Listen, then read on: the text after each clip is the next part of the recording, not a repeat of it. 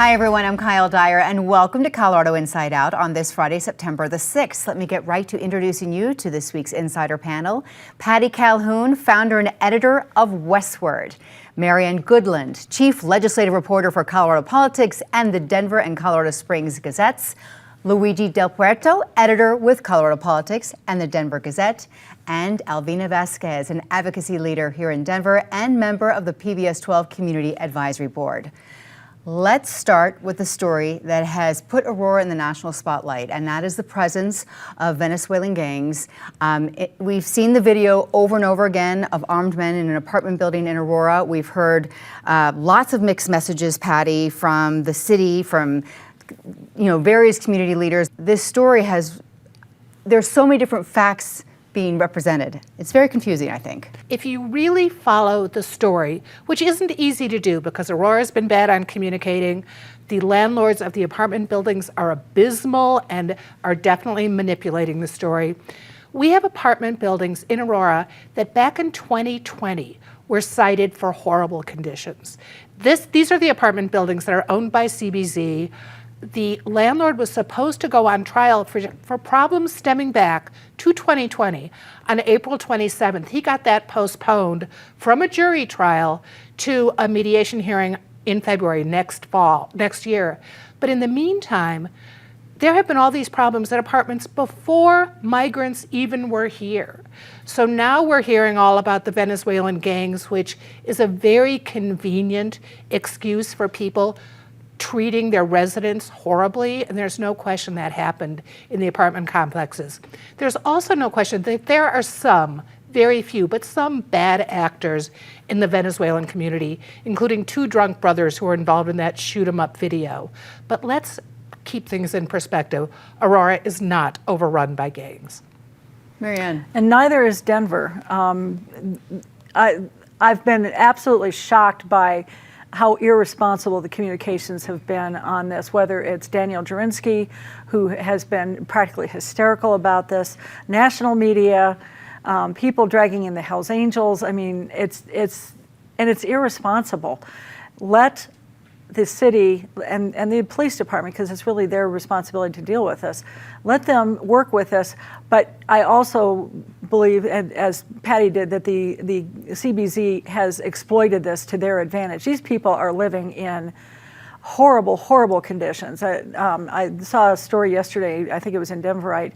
They went out and talked to these people and they said the problem is not the gangs. The problem is we've got rats, we've got mice, we've got vermin of all kinds. The plumbing doesn't work. These places are in deplorable condition, and it looks like the building management is not doing anything to make things better for these residents. Better living conditions, you might not have these problems. Well, there's definitely a lot of hyperventilating happening at the national level and even at the local level. A lot of that's happening. But here's the fact. The city of Aurora wasn't bad at communicating. They had been forthright about what's going on. But the city of Aurora has known about the gang problem weeks and months before. They have arrested gang members over there. There was a shootout that happened. There was a beating that happened. And initially, they were completely dismissive of the whole thing. They said, it was what was the word? An alternative narrative, a diversionary tactic, which turned out to be, well, that's not the case. So they walked that back. They acknowledged the problem. You now have a council member and the mayor saying, yeah, the gangs are here. Oh, the gangs were here. And then they walked that back again. And now they're in full public relations mode. You saw the video of the interim police chief going around the apartment complex saying nothing to see here, everything's good, as if making a video with police officers in the background, knocking in doors, would simply eliminate the problem. That's not been the case. I would say, if you really want to know what's going on here, go read the Denver Gazette. We've done a ton of reporting on this issue. Our reporting has been facts-based, and one thing we haven't done is opinionating. So I would say go ahead, and if you want to know what really is going on, go read the paper. I don't totally disagree with my colleagues. I do want to say, nobody's actually talked about Mayor Kaufman, and this really lands at his feet. He's the mayor and should be leading on the voice and the strategy and what is actually going on. He says different things to different audience. He's been on Fox News. He's been kind of feeding this frenzy. And so I think these are common tactics that he's learned in the Republican Party, even when he was congressman. And so that's what I would say, that Mike Kaufman, this is really up to him. He had said originally that the city had lost control, but then he pulled that back. Yeah. He has definitely done mixed messages. Let me also say our reporter Benito Kelty was out there on Tuesday, talked to all the residents. So you can also read our paper. Go ahead and read the. Read them both. Read them both. But Don't also, read the New York Post. Yeah, well, here's the thing. Here's the thing. We've gotten arrest affidavits. We've gotten, documents. We've gotten letters from CBC. We've done all kinds of fact checking. Our reporting, and I hate to say this, but it needs to be said, our reporting has been careful, has been nuanced, has been sophisticated. None of the things that you're seeing at the national media scene exaggerating things, but also none of the local scene in which people are completely dismissing this whole thing. To be continued for sure. So the Colorado ballots for the general election are now pretty much set. 12 citizen initiatives and legislatively referred measures will be on our statewide ballot. We thought there would be 14, but on Wednesday, the 2 property tax measures were withdrawn from our ballot as promised, following the bipartisan deal lawmakers made during the special session.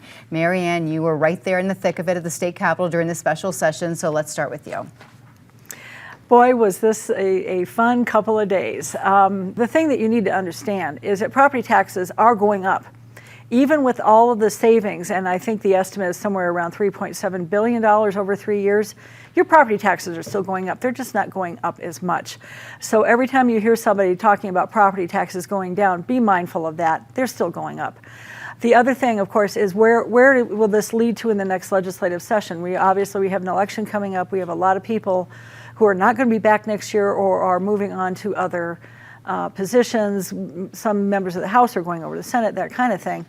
The interesting thing is the bipartisanship that has been a bigger issue and frankly a much more welcome one from my perspective that's been going on in this legislative session, and it continued over into the summer when people were able to kind of work these things out. Is this deal perfect? No. And the comment by the governor that the property tax wars are over with, are they over with? Maybe, but you also have, the deal requires Advance Colorado and Colorado Concern not to run ballot measures for the next 6 years. It doesn't stop anybody else from doing it. Okay, all right. Well, every time I think you hear conclusive, definitive statements from politicians, I think you just take them with a grain of salt. And Marianne's absolutely right. This proposal would reduce people's property taxes between, what's that? Between $200 and $200 and $500, depending on the value. Depending of the property. on the value and where you're at in the state. But Marianne is absolutely right. It's savings. Sure, you can call it savings. That's the amount of money that you're not going to be charged. You're still going to see your property taxes go up. The fact of the matter is, a lot of this is driven by the economy. And if there's some hubris on the part of some people that they think they can control the economy and how the market's going to go and whether the price of homes are going to go up or go down, then I'm just going to stop there. Okay, okay. All right, Alvina. I want to talk big picture. Taxes are not a bad thing. Taxes fund infrastructure in our state. The taxes that we collected have helped get us out of the BS factor with the schools. So I want us to reframe tax conversations on taxes are not bad. What is not good is when the uber wealthy corporations are not paying their fair share, and then the taxation burden goes onto low income, middle income families, and that's when we're rushed to find these solutions because they're the ones carrying the burden. So we need to look bigger and broader about how to create a tax system that is making folks pay their fair share, and that the middle income families, low income families are not being overburdened to keep our infrastructure of our state going. You make a good point. The property tax system in the state is primarily based on the value of homes in the Denver metro and Front Range, where the average home price is $550,000. We have not come to a solution, or lawmakers have not come up with a solution that takes into account the fact that tax structures, property tax structures, are so different across the state. A $550,000 house in Denver is a median house. The average home prices in Lamar or Julesburg or Rangeley or Delta, they're nowhere near that. And rural communities have been taking it in the shorts on property taxes for years because everything was based on what a home was priced at in Denver. That's maybe the next hurdle that lawmakers need to look at, is how to make a taxation system that's fair for rural Colorado, because they're not getting treated fairly.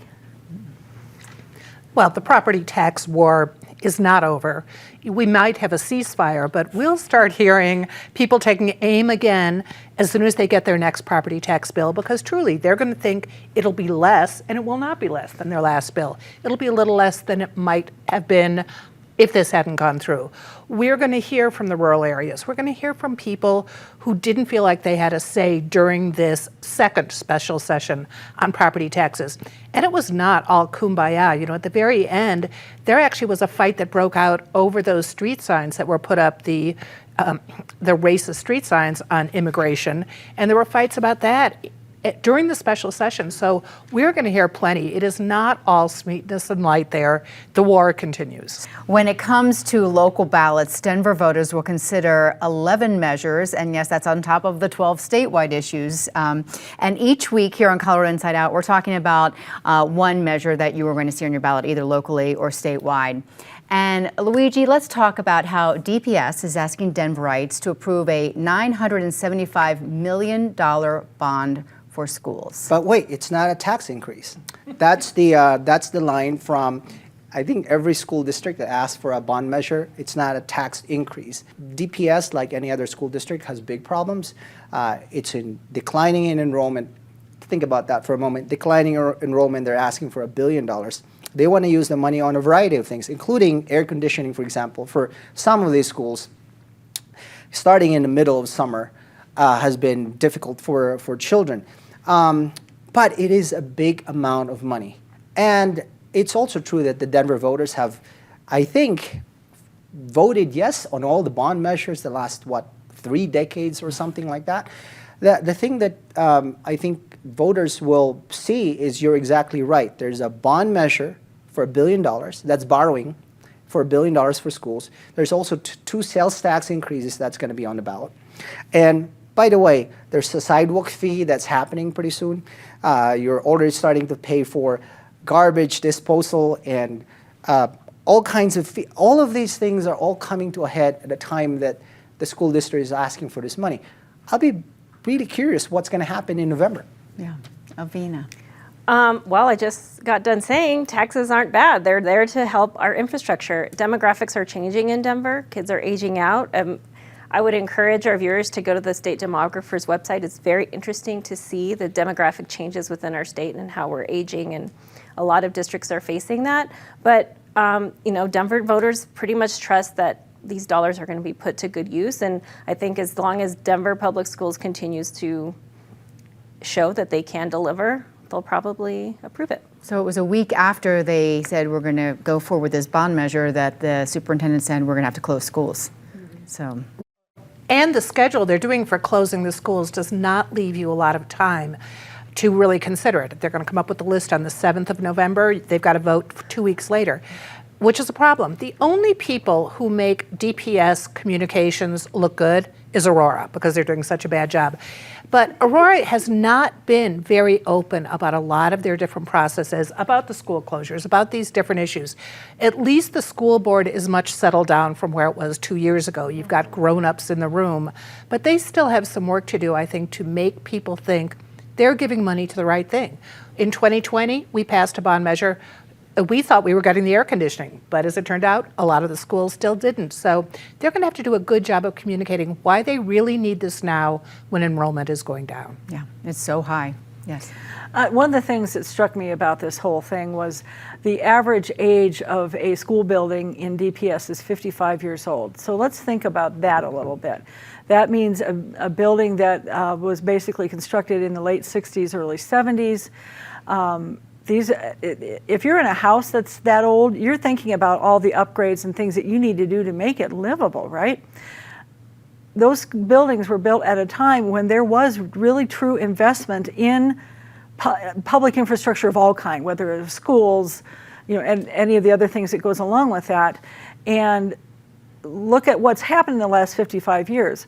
Our funding for education, our state's funding for education has abysmally bad. We're something, I don't know, in the low, 48, 49, 50, somewhere at the bottom of the barrel. And the time has come to pay the piper. The time has come to get these buildings back up to what they should be. Is $975 million the right answer for that? That will be up for the voters to decide. When it comes to education, Colorado is considering lowering the passing score for high school graduation requirements because our state saw a drop in the test scores last year. Colorado school districts rely on the SAT math scores on a student's proficiency, and those numbers fell last year. And Alvina, if this change isn't made, some say it's possible our high school graduation rates could drop. I have been working with some school districts and have heard that since COVID, there's this COVID hangover where kids are very disassociated from their educational house, whether brick and mortar or their online learning, and especially at the high school age, because I think, they were going through COVID at a very important time in their lives, and so they almost don't even have that connection that we all grew up with. So I think that's going to be a challenge for a couple more cycles of students. I did not take the SAT, ACT. I don't test well, so I decided to go to the Front Range Community College. So I think there are other options. I don't think it makes a difference, honestly. I don't know if testing is a good requirement for students that have different challenges, different at-home issues that don't put them in the best place to take a test and to qualify for this or that. So I don't think it's a problem. People make a lot of criticism over, the showing up generation. They get a medal for just showing up. I think if teenagers show up and go through high school, they actually come. You should look at different ways to think, how have they managed to hit the requirements? Alvina's right. The last 4 years have been so strange for so many people, especially kids who went through that for 4 years. It's a greater good to get them out of high school, to get them working skills, but also to make sure they come out of high school proficient in whatever they need for the future. And it may not be an SAT math test. I mean, to be honest, it could be like how to run your checking account and how to understand your taxes. I worry about dumbing down graduation requirements. When I first heard about this, that was the first thing that came to my mind. It was like, why not make sure that you're pushing students to do the very best that they can, but dumbing down the graduation requirements, to me, seems like a very odd short-term solution to the problem. And I want to pivot away from something that I found absolutely fascinating this week. Colorado Public Radio did this incredible story about Doherty High School down in Colorado Springs. And one of the things that they have started doing is making sure that kids are not distracted by social media, and that means taking away their cell phones. And the teachers, not only is this better for teachers are saying that they're more likely to be engaged with their students, the students are more likely to be engaged with others. And I heard about that and I thought, that may be what we're missing because to Alvina's point about COVID, this is what kids got so accustomed to during COVID. It was already bad. It got that much more worse. Let's fix this problem and see what kind of impact that has. Yeah, remote learning, the shutting down of the schools during the pandemic, we now know have been terrible for kids. And our children are still suffering for it. I have a kid in the grade school system, so I know what that period was like. And to Marianne's point, my son's school actually has done something similar for a number of I don't know how long now, but they put the cell phones in a zip, and they don't see it until they're done for the day.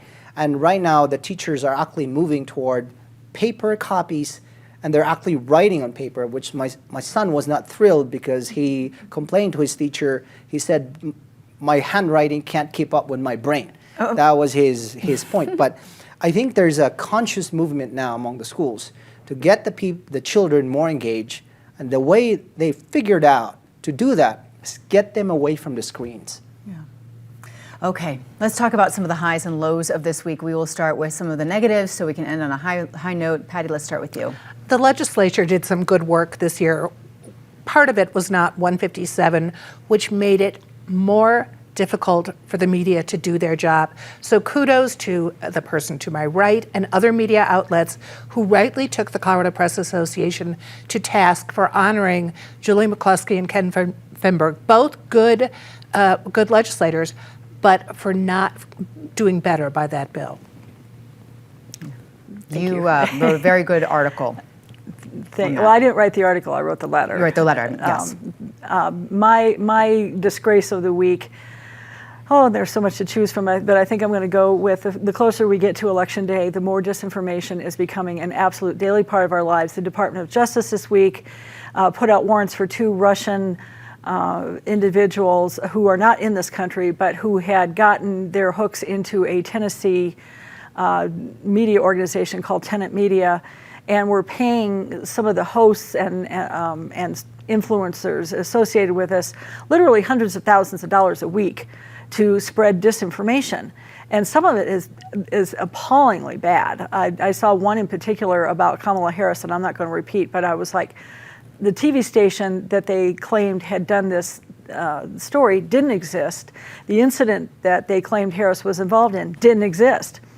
And it's getting harder and harder to know who do you trust. So please, please, please, I beg you, watch out for the disinformation. It's getting out of hand. Mm-hmm. I think I got bombarded with all kinds of scams, mostly text, especially the last 2 weeks. They've just been really active, and they're trying to get people's money, for sure. All kinds of stupid, but also creative, really creative ways. And I'm a little bit afraid for our senior citizens, who are our older residents, who are getting these scams. And I think that because my mom lives with us, and she's 84 years old, and I see these things on her cell phone, and I have to go, don't believe that. That's not true. And so that's just been really disheartening. Yeah, Alvina.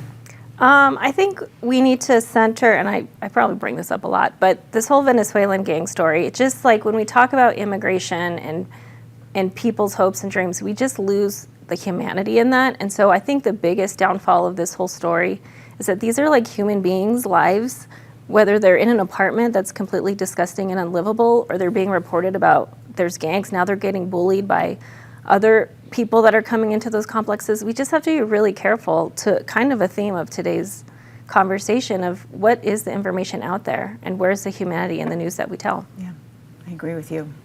Let's talk about something positive. Well, first, take away your mother's cell phone. Put it in a zip bag and she'll be fine. Yeah, get one of those. I talked 2 weeks ago about the 250-150 Commission, which is planning the bicentennial celebrations for the U.S. and Colorado's 150th. There was a meeting Wednesday night. The city is stepping up to be involved, so it's a really good opportunity for everyone in this state to think about what's good about where we live. Thank you. I have a ton of shout outs to give to a lot of people who've been carrying me over the last several months. You may have noticed I've been gone for a while. I was dealing with endometrial cancer, and I had a total hysterectomy on June 25th, which was primary day, which went over real well with this guy. But I just want to shout out to everybody who stood by me, supported me. It was like an army of good wishes. From the company that I work for, my family, my friends, people at the state capitol. I want to thank Swedish Medical Center and Dr. Allison Staley. And I'm wearing this necklace today. This was given to me by Thelma Grimes, who is one of the editors at Colorado Politics. It's a pearl.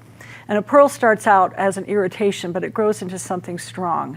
And that has been my cancer journey. And on August 2nd, I was declared a cancer survivor. I intend to write about this. And I want to say to those of you who are fighting cancer, it's hard, but keep your chin up and keep fighting. We're so glad to have you here today. Thank you. Hear, hear. Thank you, Marianne. Thank you. There are lots of bad news, even in that CMAS results, statewide results, but there's actually a lot of good things there as well. We saw schools and school districts be among the top 10, schools among the top 10. Some of them have consistently been there. And that's a good thing. And to Marianne's point earlier about not dumbing down the graduation requirements, I think those schools are a good example. They tell us that if you work really hard and you stick to the plan, you go for that straight and narrow, you'll get there. And that's a good thing. That's so rewarding. People and students don't know if it's an attendance medal or ribbon or whatever it is that they're getting, and they know that's no good. Being in the top 10 because of hard work, that's wonderful. Alvina. September is suicide mental health awareness. So 2 years ago, the states across the nation came up with 988. It's a crisis and mental health services line. I just want to remind folks, you don't have to be feeling like you need to, commit suicide. You can just be really stressed out and need to talk to somebody. Mental health is just on the phone, text, call 988 if you need any help. Thank you for the reminder. My high of the week is sitting right alongside us, our friend and colleague Marianne Beamback. There's nothing better than that, I would say. Thanks to our insiders for joining us this week. Thanks for you all at home who are watching us or listening to our podcast on Spotify or Apple. And we do recognize this week has been an emotional one for some of our friends and neighbors here in Colorado with the start of the trial for the King super shooter and, of course, seeing another school shooting this time in Georgia. Let's try to give each other some grace this weekend. I'm Kyle Dyer. I will see you next week here on PBS 12.